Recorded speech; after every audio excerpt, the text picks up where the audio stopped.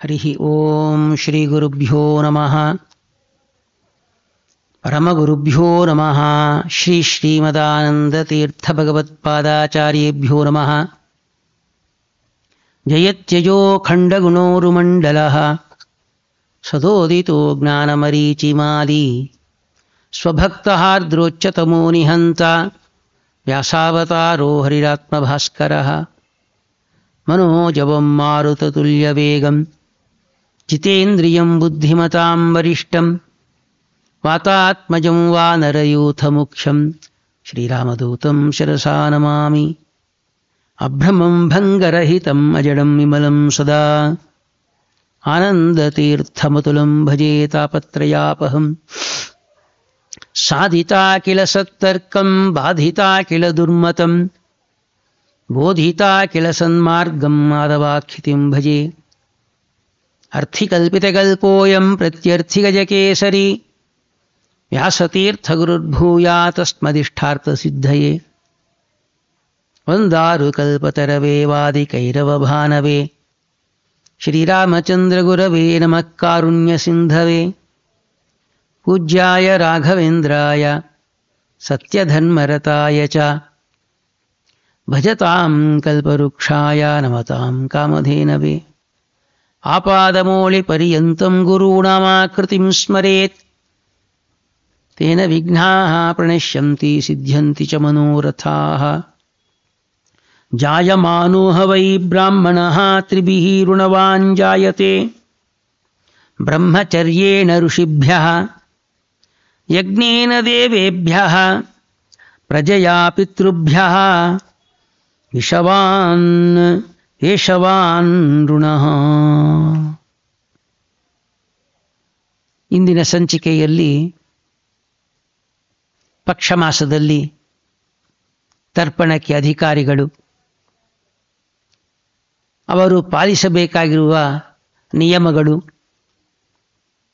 ತರ್ಪಣದ ಅವಶ್ಯಕತೆ, ತರ್ಪಣ ಮಾಡೋಣದರಿಂದ ಆಗುವ ಫಲಗಳೇನು, ಏನು ಶಾಸ್ತ್ರ ಹೇಳ್ತಾ ಇದೆ ಎಂಬುವ ವಿಚಾರವನ್ನು ಯಥಾಮತಿ ತಿಳಿಸಿಕೊಡುತ್ತೇನೆ. ಮೊಟ್ಟ ಮೊದಲು ಹರಿವಾಯುಗುರುಗಳ ಪಾದಾರವಿಂದಕ್ಕೆ ಸಾಷ್ಟಾಂಗ ಪ್ರಣಾಮಗಳ ಸಲ್ಲಿಸಿ ಸಕಲ ಸದ್ವೈಷ್ಣವರ ಪಾದಾಭಿವಂದನೆ ಸಲ್ಲಿಸಿ ಪ್ರಾರಂಭ ಮಾಡ್ತಾ ಇದ್ದೇನೆ. ಪ್ರತಿಯೊಂದು ವ್ಯಕ್ತಿ ಕೂಡ 3 ಋಣದಿಂದ ಹುಡುಕ್ತಾ ಇದ್ದಾನೆ. ಜಾಯಮಾನೋ ವೈ ಬ್ರಾಹ್ಮಣಃ ತ್ರಿಭಿಃ. ದೇವಋಣ, ಋಷಿಋಣ, ಪಿತೃಋಣ ಅಂಥೇಳಿ ಈ ವೇದಾಧ್ಯಯನ ಮಾಡೋದರಿಂದ ಋಷಿಋಣ ತೀರ್ತಾ ಇದೆ. ಯಜ್ಞಯಾಗಾದಿಗಳಿಂದ ದೇವಋಣ ತೀರತ್ತೆ. ಸಂತಾನ ಪಡೆಯೋದರಿಂದ ನಮಗೆ ಪಿತೃಋಣ ತೀರುತ್ತಾ ಇದೆ.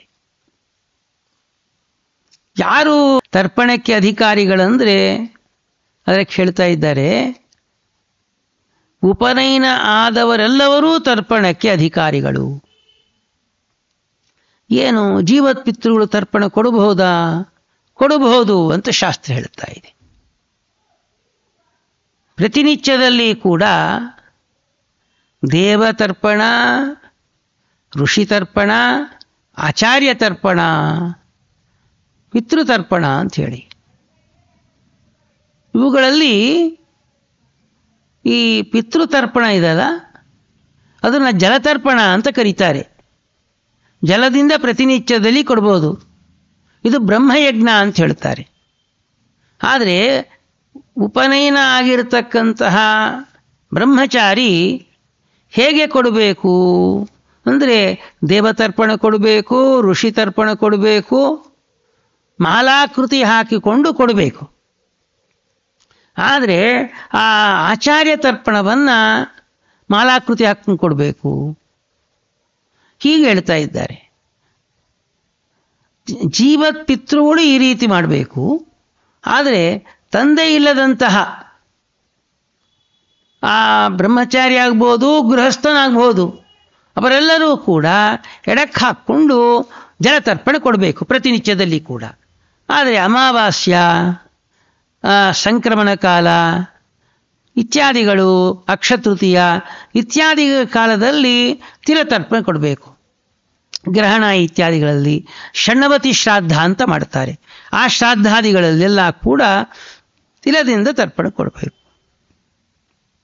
ಏನಾಗತ್ತೆ ನೋಡಿ ಹೇಳ್ತಾ ಇದ್ದಾರೆ, ಏತತ್ ಷಾಟ್ಕೌಶಿಕಂ ಶರೀರಂ ತ್ರೀಣಿ ಪಿತೃತಃ ತ್ರೀಣಿ ಮಾತೃತಃ ಅಸ್ತಿ ಸ್ನಾಯುಮಜ್ಜಾನಃ ಪಿತೃತಃ ತ್ವಕ್ ಮಾಂಸ ರುಧಿರಾಣಿ ಮಾತೃತಃ. ಹೀಗೆ ಶ್ರುತಿಯಲ್ಲಿ ಶರೀರ ನಿರ್ಮಾಣದ ವಿಚಾರವನ್ನು ಹೇಳ್ತಾ ಇದ್ದಾರೆ. ನಮ್ಮ ಶರೀರ ಹೇಗೆ ನಿರ್ಮಾಣ ಆಗ್ತಾ ಇದೆ ಅಂದರೆ ಹೀಗೆ ಅಂತೆ.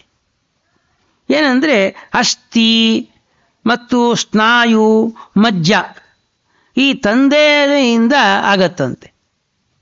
ತಂದೆಯಿಂದ ನಾವು ಪಡಿತಾ ಇದ್ದೀವಿ. ತಾಯಿಯಿಂದ ಹೇಳ್ತಾ ಇದ್ದಾರೆ. ಮತ್ತು ಮಾಂಸ, ಚರ್ಮ, ಮಾಂಸ, ರಕ್ತ ತಾಯಿಯಿಂದ ಪಡಿತಾ ಇದ್ದೀವಿ. ನೋಡಿ, ಇವಲ್ಲಿ ಯಾವುದಿಲ್ಲದೆ ಇದ್ದರೂ ಕೂಡ ನಮ್ಮ ಶರೀರ ಬಹಳ ದುರ್ಭರವಾಗತ್ತೆ, ದುರ್ಲಭವೂ ಆಗತ್ತೆ.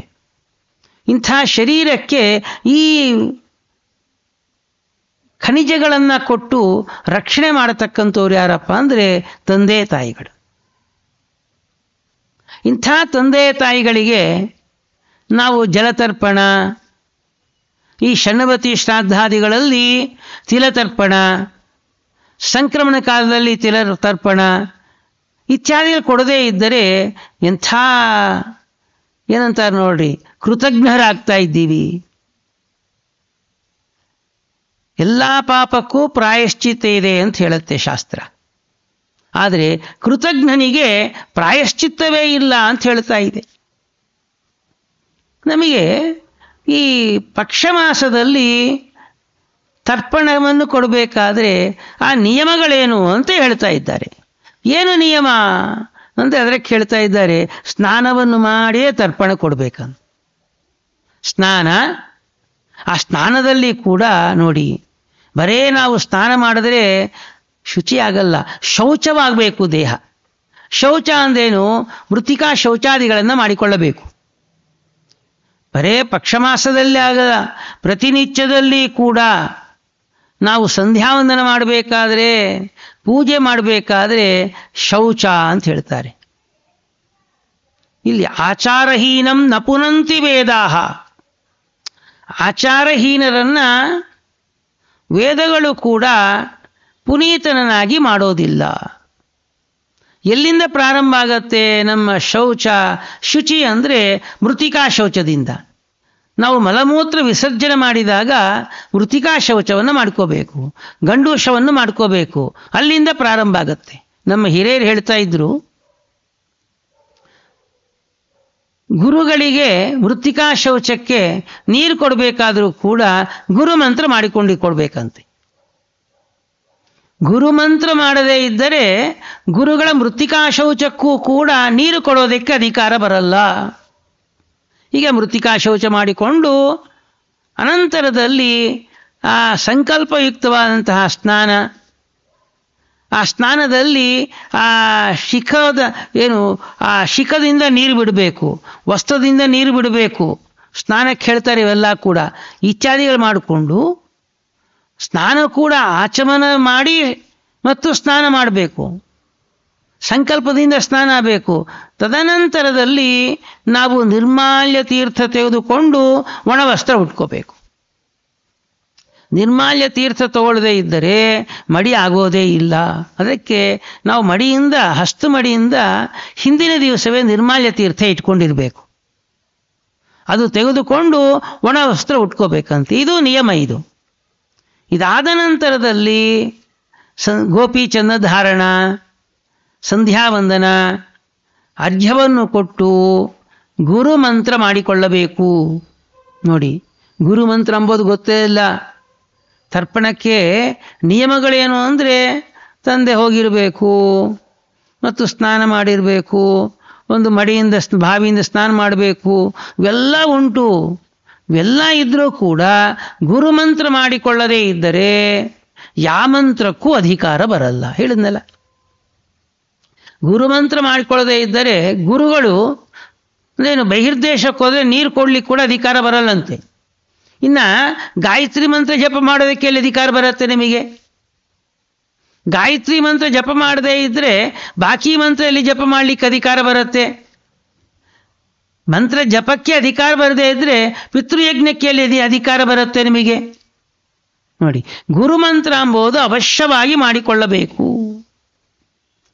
ಗುರುಮಂತ್ರ ಅಂದರೆ ಏನು ಅಂತ ಹೇಳ್ತಾರೆ.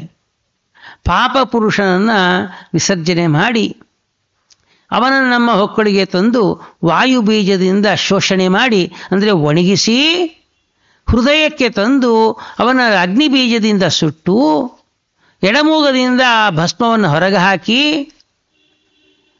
ಈ ವಾಸುದೇವ ಮಂತ್ರದಿಂದ ನಮ್ಮ ತಲೆ ಮೇಲೆ ಕೈಯಲ್ಲಿ ಇಟ್ಟುಕೊಂಡು 24 ಸಲ ಓಂ ವಂ ಓಂ ಅಂಥೇಳಿ ಅಮೃತ ಬೀಜ ಅಂತೀವಿ. ಇದರಿಂದ ನಮ್ಮ ವಾಸುದೇವ ನಾಮಕ ಭಗವಂತ ನಮ್ಮ ಶರೀರವನ್ನು ಅಮೃತದಿಂದ ಶುದ್ಧಿ ಮಾಡಿದ್ದಾನೆ ಅಂತ ಅನುಸಂಧಾನ ಮಾಡಿಕೊಳ್ಳಬೇಕು. ಇದೇ ಗುರುಮಂತ್ರದ ಕಿರು ಪರಿಚಯ. ಕಾರಣ ಗುರುಗಳಿಂದ ಉಪದೇಶ ತಗೋಬೇಕು. ಇದು ಮಾಡಿಕೊಂಡು ತತ್ವನ್ಯಾಸ ಮಾತೃಕಾನ್ಯಾಸವನ್ನು ಮಾಡಿ ಗಾಯತ್ರಿ ಮಂತ್ರ ಜಪ ಮಾಡಿ ಸಂಧ್ಯಾವಂದನವನ್ನು ಮುಗಿಸಿ ಕಡೇ ಪಕ್ಷ ಒಂದು ಸಾಲಿಗ್ರಾಮ ಸ್ಪರ್ಶ ಆದರೂ ಮಾಡಬೇಕು. ನಾವು ಪಿತೃಕಾರ್ಯ ದೇವಕಾರ್ಯ ಎರಡೂ ಬಂದಾಗ ಏನು ಮಾಡಬೇಕಂದ್ರೆ ಪಿತೃಕಾರ್ಯಕ್ಕೆ ಹೆಚ್ಚು ಮಹತ್ವವನ್ನು ಕೊಡಬೇಕು. ನಾವು ದೇವ್ರ ಪೂಜೆ ಬಿಡು ಅಂತ ಹೇಳ್ತಾ ಇಲ್ಲ, ಮಾಡಬೇಕು. ಆದರೆ ಅದಕ್ಕಿಂತಲೂ ಹೆಚ್ಚು ಮಹತ್ವ ಯಾವುದಂದರೆ ಪಿತೃಕಾರ್ಯಕ್ಕೆ. ಆವಾಗ ಪಿತೃಕಾರ್ಯವನ್ನು ಮಾಡಬೇಕು. ತರ್ಪಣಕ್ಕೆ ಅಧಿಕಾರ ಯಾರಿಗೆ ಅಂದರೆ ಜೀವತ್ ಪಿತೃಗಳಿಗೆ ತರ್ಪಣ ಕೊಡೋದಕ್ಕೆ ಅಧಿಕಾರ ಇರಲ್ಲ. ಯಾರಾದರೆ ತಂದೆಯನ್ನು ಕಳೆದುಕೊಂಡಿರ್ತಾರೋ ಅವರಿಗೆ ಪಿತೃ ತರ್ಪಣ ಕೊಡೋದಕ್ಕೆ ಅಧಿಕಾರ ಬರುತ್ತೆ. ಹೇಗೆ ಮಾಡಬೇಕು ಅಂದರೆ ಶ್ರಾದ್ದದ ನಿಯಮ. ತರ್ಪಣ ಎಂಬುದು ಶ್ರಾದ್ದಾಂಗವಾಗಿ ಕೊಡತಕ್ಕಂತಹ ಒಂದು ನಿಯಮ. ಅದು ಹೇಗೆ ಅಂದರೆ ಶ್ರಾದ್ದದ ನಿಯಮಗಳೆಲ್ಲ ಇದರಲ್ಲಿ ಬರುತ್ತೆ. ಅಕ್ಕಿ ಇರಬೇಕು, ಎಳ್ಳಿರಬೇಕು, ಒಂದು ಕಲಶವನ್ನು ಪ್ರತಿಷ್ಠಾಪನೆ ಮಾಡಬೇಕು. ಆ ಕಲಶ ಪ್ರತಿಷ್ಠಾಪನೆ ಮಾಡದೇ ಇದ್ದರೆ ಶ್ರಾದ್ದಕ್ಕೆ ಪ್ರಯೋಜನ ಆಗಲ್ಲ. ಸಂಕಲ್ಪವನ್ನು ಮಾಡಬೇಕು. ಸಂಕಲ್ಪ ಪೂರಿತವಾಗಿಯೇ ಶ್ರಾದ್ದವನ್ನು ಮಾಡಬೇಕಂತೆ. ನಾವು ತರ್ಪಣವನ್ನು ಕೊಡಬೇಕು. ಆ ತರ್ಪಣ ಕೊಡದೇ ಇದ್ದರೆ ಪಿತೃದೇವತೆಗಳ ಆಶೀರ್ವಾದವನ್ನು ಪಡೆಯೋದಿಲ್ಲ. ಹೇಗೆ ಅಂದರೆ ನಿರ್ಮಾಲ್ಯ ತೀರ್ಥದಿಂದಲೇ ತರ್ಪಣ ಕೊಡಬೇಕು. ಆ ನಿರ್ಮಾಲ್ಯ ತೀರ್ಥವನ್ನು ನಾವು ತರ್ಪಣ ಕೊಡದೇ ಇದ್ದರೆ ಪ್ರಯೋಜನ ಆಗಲ್ಲ. ಹೇಗೆ ಕೊಡಬೇಕು ಅಂದರೆ ಸಿಟ್ಟನ್ನು ಮಾಡಿಕೊಳ್ಳಬಾರದು ಮತ್ತು ಅವಸರವನ್ನು ಮಾಡಿಕೊಳ್ಳಬಾರದು. ತರ್ಪಣ ಎಂಬುದು ನಾವು ಶ್ರಾದ್ದವನ್ನು ಮಾಡಿ ಕೊಡತಕ್ಕಂಥದ್ದು. ಅಂದರೆ ಪಕ್ಷಮಾಸದಲ್ಲಿ 15 ದಿವಸವನ್ನು ಶ್ರಾದ್ದ ಮಾಡು ಅಂತ ಹೇಳುತ್ತೆ.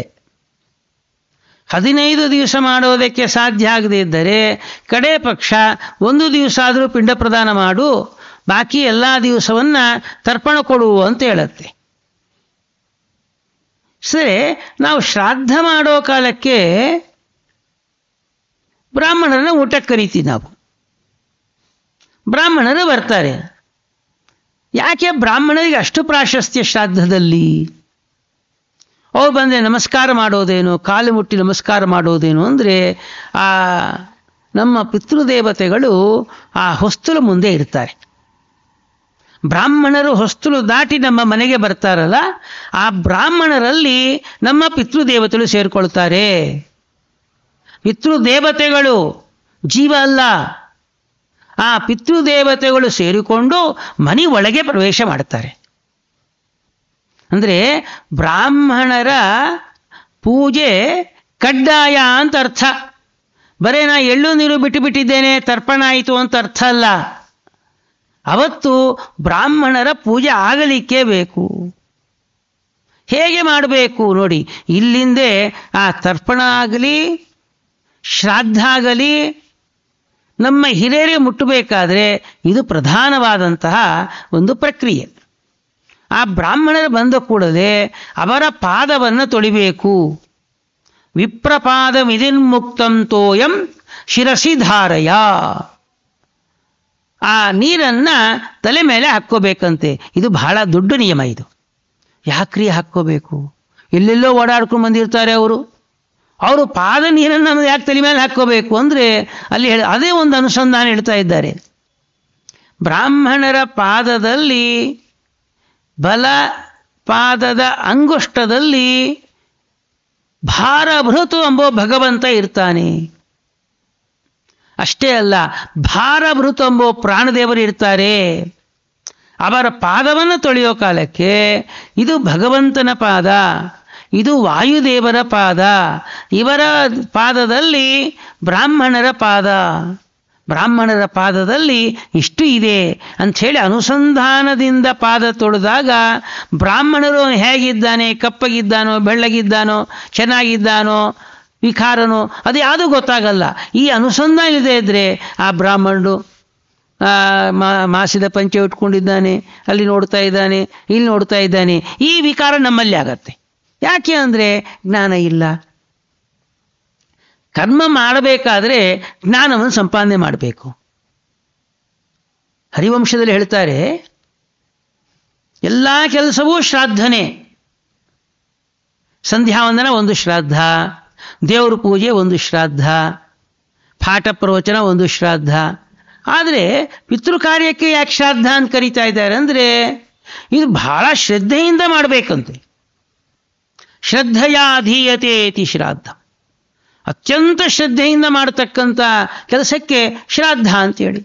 ನೋಡಿ, ದೇವ ಕಾರ್ಯದಕ್ಕಿಂತಲೂ ಕೂಡ ಶ್ರೇಷ್ಠವಾದ ಕೆಲಸ ಶ್ರಾದ್ದಾದಿಗಳು. ಹೇಳ್ತಾರೆ, ಯಾರಾದರೆ ಶ್ರಾದ್ದಾದಿಗಳನ್ನು ಸರಿಯಾಗಿ ತಿಳಿದುಕೊಳ್ಳದೆ ಶ್ರಾದ್ದವನ್ನು ಮಾಡ್ತಾನೋ ಅವನು ಮಾಡಿದ ಎಲ್ಲ ಪುಣ್ಯಗಳು ಕೂಡ ರಾಕ್ಷಸರು ತಗೊಂಡು ಹೋಗ್ತಾರೆ, ಪ್ರಾಣಿಗಳು ತಗೊಂಡು ಹೋಗುತ್ತೆ, ನಮ್ಮ ಅಕೌಂಟಿಗೆ ಆ ಪುಣ್ಯ ಬರಲ್ಲ. ಹರಿವಂಶದಲ್ಲಿ ಹೇಳ್ತಾರೆ, ಜನಮೇಜಯ ಮಹಾರಾಜರು ಪ್ರಶ್ನೆ ಕೇಳಿದಾಗ ಹೇಳ್ತಾ ಇದ್ದಾರೆ ವೈಶಂಪಾಯನರು, ಶ್ರಾದ್ದ ಅಂದರೆ ಏನು? ಶ್ರಾದ್ದದಲ್ಲಿ ಯಾರು ಬರ್ತಾರೆ? ನಮ್ಮ ಚಿರಪಿತ್ತು ದೇವತೆಗಳು ಬರ್ತಾರೋ ಇಲ್ಲೋ, ಜನ್ಮ ಕೊಟ್ಟ ದೇವತೆಗಳು ಬರ್ತಾರೋ, ಹಿರಿಯರು ಬರ್ತಾರೋ ಇಲ್ಲೋ, ಎಲ್ಲವನ್ನು ವಿಶದವಾಗಿ ಹೇಳ್ತಾರೆ. ಆವಾಗ ಒಂದು ಹೇಳ್ತಾರೆ, ಯಾರಾದರೆ ಶ್ರಾದ್ದಾದಿಗಳನ್ನು ಅನುಸಂಧಾನ ಇಲ್ಲದೆ, ಅದೇನು ನಾ ಮೆಕ್ಯಾನಿಕಲ್ ಅಂತ ಹೇಳ್ತೀವಲ್ಲ, ಯಾಂತ್ರಿಕವಾಗಿ ಯಾರಾದರೆ ಮಾಡ್ತಾರೋ ಅವನು ಇಡೀ ಬ್ರಹ್ಮಾಂಡ ದಾನ ಕೊಟ್ಟರೂ ಕೂಡ ಆ ಪುಣ್ಯ ಅವನಿಗೆ ಸೇರೋದಿಲ್ಲ, ದೈತ್ಯರು ತಗೊಂಡು ಹೋಗ್ತಾರಂತೆ. ನೋಡಿದ್ರ, ನೀವು ಏನೇ ಕೆಲಸ ಎಲ್ಲೇ ಬೇಕಾದರೆ ಮಾಡಿ, ಶ್ರಾದ್ದ ಇದಲ್ಲ ಅದು ಮನೆಯಲ್ಲೇ ಮಾಡಬೇಕಂತೆ. ಯಾಕಂದರೆ ಈ ಸಾಧನ ಶರೀರ ಅವರು ಕೊಟ್ಟಿದ್ದಾರೆ, ಅವರ ಮೂಲಕವಾಗಿ ಈ ಶರೀರ ಬಂದಿದ್ದಕ್ಕೆ ನಾವು ಪಾಠ ಪ್ರವಚನ ಸಾಧನೆ ಮಾಡಿಕೊಳ್ತಾ ಇದ್ದೀವಿ. ಅವರೇ ಈ ಶರೀರ ಕೊಡದೇ ಇದ್ದರೆ ಏನಾಗ್ತಾ ಇದ್ದೀವಿ ಹೇಳ್ರಿ? ಅಂಥ ಜನ್ಮ ಕೊಟ್ಟಂತಹ ತಂದೆ ತಾಯಿಗಳ ಋಣ ಏನು ಮಾಡ್ರೂ ತೀರಲ್ಲ. ಯಾಕಂದರೆ ಇದು ಹೇಳ್ತಾ ಇದ್ದೀನಂದರೆ ತಂದೆ ತಾಯಿಗಳ ಮಹತ್ವ ಗೊತ್ತಾಗಬೇಕು ನಮಗೆ. ಪುರಾಣ ಹೇಳ್ತಾ ಇದೆ, ತಂದೆ ತಾಯಿ ಗುರುಗಳು, ಅಪ್ಪ ನನಗೆ ಸಂತೋಷ ಆಯಿತು ನೀ ಮಾಡಿದ ಸೇವೆಯಿಂದ ಅಂತ ಹೇಳಿಬಿಟ್ರೆ ಇನ್ನು ಅವನು ಯಾವ ಸಾಧನೆ ಮಾಡ್ಕೊಂಬೋದೇ ಬೇಕಾಗಿಲ್ಲಂತೆ, ಅವನು ಸಾಧನೆ ಪೂರ್ಣ ಆಯಿತು ಅಂತ ಹೇಳ್ತಾ ಇದೆ ಶಾಸ್ತ್ರ. ಇಂಥ ತಂದೆ ತಾಯಿಗಳನ್ನೇ ನಾವೇನು ಮಾಡ್ತಾ ಇದ್ದೀವಿ? ಅನಾದರಣ ಮಾಡ್ತಾ ಇದ್ದೀವಿ. ವಯಸ್ಸಾದ ಮೇಲಕ್ಕೆ ಹೋದ ನಂತರದಲ್ಲಿ ಶ್ರಾದ್ದನೇ ಬಿಡ್ತಾ ಇದ್ದೀವಿ, ಬೇಕಾಬಿಟ್ಟಿ ಮಾಡ್ತಾ ಇದ್ದೀವಿ. ಪವಮಾನ ಹೋಮ ಮನೇಲಿ ಮಾಡು ಅಂತ ಹೇಳಿಲ್ಲ, ಅದು ಎಲ್ಲಿ ಮಾಡ್ರೂ ನಡೆಯುತ್ತೆ. ಆದರೆ ಶ್ರಾದ್ದ ಮಾತ್ರ ಶ್ರದ್ಧೆಯಿಂದ ಮಾಡಬೇಕು. ಯಾಕೆಂದರೆ ಅವರು ಕೊಟ್ಟಂತಹ ಶರೀರ ಇದು, ಅವರ ಮೂಲಕವಾಗಿಯೇ ಭಗವಂತನ ಅನುಗ್ರಹ ಆಗತ್ತೆ. ನೋಡಿ, ನಿಮಗೆ ಮೋಕ್ಷ ಬೇಕಾ? ನಿಮ್ಮ ವ್ಯವಹಾರದಲ್ಲಿ ಒಳ್ಳೆಯ ಲಾಭವಾಗಿ ನಡಿಬೇಕಾ? ದಾಂಪತ್ಯ ಜೀವನ 100 ವರ್ಷ ಚೆನ್ನಾಗಿರಬೇಕಾ? ನಿಮ್ಮ ಕೆಲಸದಲ್ಲಿ ನಿಮಗೆ ಕಿರಿಕಿರಿ ಇದ್ರೆ ಆ ಕಿರಿಕಿರಿ ಪರಿಹಾರ ಆಗಬೇಕಾ? ಏನು ಸಮಸ್ಯೆ ಇದೋ ಮನೆಯಲ್ಲಿ, ಸಂತಾನ ಬೇಕಾ, ನಿಮಗೆ ಮೋಕ್ಷ ಬೇಕಾ? ಇವೆಲ್ಲವೂ ಯಾರಿಂದ ಬರುತ್ತೆ ಅಂದರೆ ಶ್ರಾದ್ದಾದಿಗಳಿಂದ ಬರ್ತಾ ಇದೆ. ಆ ಶ್ರಾದ್ದವನ್ನು ಮಾಡಿದಾಗ ಮಾತ್ರ ಬರ್ತಾ ಇದಂತೆ. ನೋಡಿ, ಅದಕ್ಕೆ ಏನು ಪಕ್ಷಮಾಸದ ವೈಶಿಷ್ಟ್ಯ ಏನಪ್ಪ ಅಂದರೆ, ಎಷ್ಟೋ ಜನ, ಲಕ್ಷಾಂತರ ಜನ ಕೋಟಿ ಕೋಟಿ ಜನ ನಮಗೆ ಉಪಕಾರ ಮಾಡಿದ್ದಾರೆ. ಅವರ ಉಪಕಾರವನ್ನು ನಾವು ಅವರ ಮನೆ ಬಳಿಗೆ ಹೋಗಿ ಮಾಡೋದಕ್ಕೆ ಸಾಧ್ಯ ಆಗಲ್ಲ. ಆ ಋಣ ಹೇಗೆ ತೀರುತ್ತೆ ಅಂದರೆ ಪಕ್ಷ ಮಾಸದಲ್ಲಿ ಎಲ್ಲರ ಪ್ರೀತಿಗಾಗಿ ನಾವು ತರ್ಪಣಾದಿನ ಕೊಡ್ತೀವಲ್ಲ, ಶ್ರದ್ಧೆಯಿಂದ ಅನುಸಂಧಾನದಿಂದ ಕೊಟ್ಟಾಗ ಅವರ ಋಣದಿಂದ ವಿಮುಕ್ತರಾಗ್ತಾ ಇದ್ದೀವಿ. ನೋಡಿ, ಈ ನಾವು ಒಂದು ತುತ್ತು ಊಟ ಮಾಡಬೇಕಾದ್ರೆ ಲಕ್ಷಾಂತರ ಜನ ಋಣ ಇದೆ ಒಂದು ತುತ್ತು ಊಟದಲ್ಲಿ. ರೈತ ಬೆಳೆಸಬೇಕು, ಅಲ್ಲಿಂದ ಮನೆಗೆ ಬರಬೇಕು, ಮನೆಯಿಂದ ಹೆಂಡತಿ ಅಡಿಗೆ ಮಾಡಾಕಬೇಕು, ಅದು ನಾವು ತಿನ್ನಬೇಕು. ನೋಡಿ, ಒಂದು ಅಕ್ಕಿ ಕಾಳು ಬರಬೇಕಾದ್ರೆ ಎಷ್ಟು ಜನ ಋಣ ಇದೆ ಅದರಲ್ಲಿ, ಹೌದಾ ಅಲ್ಲ? ಒಂದು ಲೋಟ ಹಾಲು ಕುಡಿಬೇಕಾದ್ರೆ ಆ ಹಾಲಿಗೆ ನಾವು ಹುಲ್ಲು ಹಾಕಿದ್ದೀವ? ಒಂದು ಲೋಟ ನೀರು ಕೊಟ್ಟಿದ್ದೀವ? ಇಲ್ಲ. ಒಂದು ಅಡಿಗೆ ಮಾಡ್ಕೋಬೇಕಾದ್ರೆ ಇಜ್ಜಿಲು ಬೇಕು, ಗಿಡ ಬೇಕು. ಹೀಗೆ ಒಂದು ತುತ್ತು ಊಟದಲ್ಲಿ ಎಷ್ಟು ಜನ ಋಣ ಇದೆ ನೋಡಿ. ಎಷ್ಟು ಜನದಿಂದ ನಾವು ಉಪಕಾರವನ್ನು ಪಡಿತಾ ಇದ್ದೀವಿ. ಆ ಉಪಕಾರಕ್ಕೆ ನಾವು ಪ್ರತಿ ಉಪಕಾರ ಏನು ಮಾಡಲಿಕ್ಕಾಗತ್ತೆ? ಏನು ಮಾಡಲಿಕ್ಕಾಗಲ್ಲ. ಅದಕ್ಕೇನಪ್ಪ ಅಂದರೆ ಈ ಪಕ್ಷ ಮಾಸದಲ್ಲಿ 15 ದಿವಸದ ಶ್ರಾದ್ದ ಅಥವಾ ಕಡೇ ಪಕ್ಷ 15 ದಿವಸ ನಾವು ಈ ರೀತಿ ಅನುಸಂಧಾನದಿಂದ ವಸುರುದ್ರ ಆದಿತ್ಯಾಂತರ್ಗತ ಭಾರತೀರ್ಮಣ ಮುಖ್ಯ ಪ್ರಾಣಾಂತರ್ಗತ ಮಧ್ವವಲ್ಲಭ ಜನಾರ್ದನ ಪ್ರೀತನಾಗಲಿ ಅಂಥೇಳಿ ಏನೋ ಒಂದು 10 ನಿಮಿಷ ಆಗಲ್ಲ ರೀ, 10 ನಿಮಿಷವೂ ಆಗೋದಿಲ್ಲ. ಆದರೆ 10 ಕೋಟಿ ಜನ್ಮದ ಋಣ ತೀರ್ತಾ ಇದೆ ನಿಮಗೆ. ಇಂಥ ಒಳ್ಳೆಯ ಸತ್ಕಾರ್ಯವನ್ನು ಮಾಹಿತಿ ಇಲ್ಲದೆ ನಾವು ಎಷ್ಟೋ ಕಾಲವನ್ನು ಕಳೆದುಕೊಂಡ್ಬಿಟ್ಟಿದ್ದೇವೆ. ಈ ರೀತಿ ಅನುಸಂಧಾನದಿಂದ ಏನು 10 ನಿಮಿಷ ನಾವು ನಮ್ಮ ಉದ್ಧಾರಕ್ಕೆ ನಾವು ಕಾಲವನ್ನು ಇಡಲಿಕ್ಕಾಗಲ್ಲ. ಹೀಗೆ ಕೊಟ್ಟಾಗ ಮಧ್ವವಲ್ಲಭ ಜನಾರ್ದನ ಪಿತೃಪಿತಾಮಹ ಪ್ರಪಿತಾಮಹ ಮಾತೃಪಿತಾಮಹಿ ಪ್ರಪಿತಾಮಹಿ ಮಾತಾಮಹ ಪಿತಾಮಹ ಮಾತುಃ ಪಿತಾಮಹ ಮಾತಾಮಹಿ ಮಾತುಃ ಪಿತಾಮಹಿ ಮಾತುಃ ಪ್ರಪಿತಾಮಹಿ ಸರ್ವಪಿತೃಗಳಂತರ್ಯಾಮಿ ವಸುರುದ್ರ ಆದಿತ್ಯಾಂತರ್ಗತ ಭಾರತೀರ್ಮಣ ಮುಖ್ಯ ಪ್ರಾಣಾಂತರ್ಗತ ಶ್ರೀ ಮಧ್ವವಲ್ಲಭ ಜನಾರ್ದನ ವಾಸುದೇವನ ಅನುಗ್ರಹ ಆಯ್ತಂದರೆ ಆ ವಂಶಕ್ಕೆ ಏನು ಪ್ರಯೋಜನ ಅಂದರೆ ನಮ್ಮ ಪಿತೃದೇವತೆಲ್ಲ ಕೂಡ ಮೋಕ್ಷಕ್ಕೆ ಹೋಗ್ತಾ ಇದ್ದಾರೆ. ಮುಂದೆ ಬರತಕ್ಕಂಥ ಪೀಳಿಗೆ ಇದೆಲ್ಲ, ಮಕ್ಕಳು ಮೊಮ್ಮಕ್ಕಳು ಮರಿಮಕ್ಕಳು ಅವ್ರ ಮಕ್ಕಳೆಲ್ಲರೂ ಕೂಡ ಧರ್ಮಯುಕ್ತರಾಗಿ ಒಳ್ಳೆ ಶ್ರೀಮಂತರಾಗಿ ಜೀವನವನ್ನು ಮಾಡ್ತಾರೆ. ಅಷ್ಟಕ್ಕಿಂತಲೂ ಬೇಕೇನ್ರಿ? ಒಂದು 15 ನಿಮಿಷದ ಕಾಲ ನಾವು ಶ್ರದ್ಧೆಯಿಂದ ಮಾಡಿದಾಗ ಎಷ್ಟು ದೊಡ್ಡ ಪ್ರಯೋಜನ ಪಡಿತಾ ಇದ್ದೇವೆ. ಇಂಥ ಪ್ರಯೋಜನವನ್ನು ಸಕಲ ಸಜ್ಜನರು ಕೂಡ ಪಡಿಬೇಕು ಅಂಥೇಳಿ ಜ್ಞಾನವಾಹಿನಿ ಒಂದು ಚಾನಲ್ ಅವರು ಈ ಒಂದು ಕಾರ್ಯಕ್ಕೆ ನಿಯೋಜಿಸಿದ್ದಾರೆ. ಅವರಿಗೆ ಒಳ್ಳೆಯದಾಗಲಿ.